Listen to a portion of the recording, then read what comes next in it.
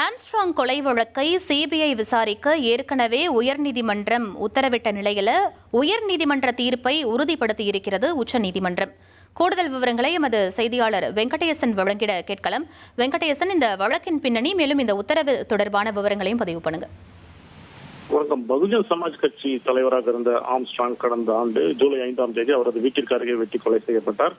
இதுகுறித்து செம்பியம் போலீசார் வழக்கு பதிவு செய்து அப்படி நாகேந்திரன், பொன்னை பாலு உள்ளிட்ட 27 பேரை கைது செய்தனர்.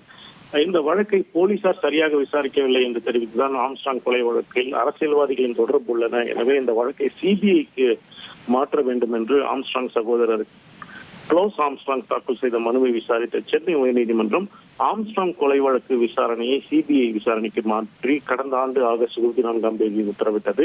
இந்த உத்தரவுக்கு இடைக்கால தடை கோரியும் ரத்து செய்ய கோரியும் தமிழ்நாடு அரசு, அப்போதைய திமுக தலைமையிலான தமிழ்நாடு அரசு தாக்கல் செய்த மேல்முறையீடு மனுவை விசாரித்த உச்சநீதிமன்றம் ஆம்ஸ்ட்ராங் கொலை வழக்கை சிபிஐ விசாரணைக்கு மாற்றிய ஹைகோர்ட்டின் உத்தரவுக்கு இடைக்கால தடை விதித்தது.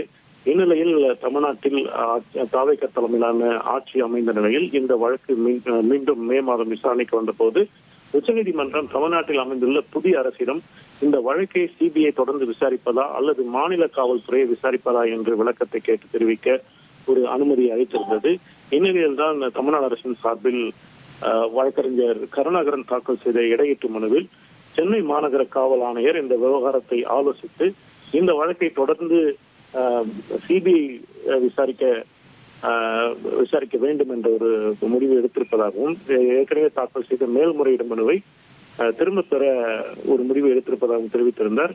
இந்த மனுவை உச்சநீதிமன்ற நீதிபதிகள் KV விஸ்வநாதன், அருண் சாலி ஆகியோர் அடங்கிய அமர்வு விசாரித்து தமிழ்நாடு அரசின் அந்த இடையீட்டு மனுவை ஏற்று ஆம்ஸ்ட்ராங் கொலை வழக்கை சென்னை உயர்நீதிமன்ற உத்தரவுப்படி சிபிஐ விசாரிக்க உத்தரவிட்டுள்ளது.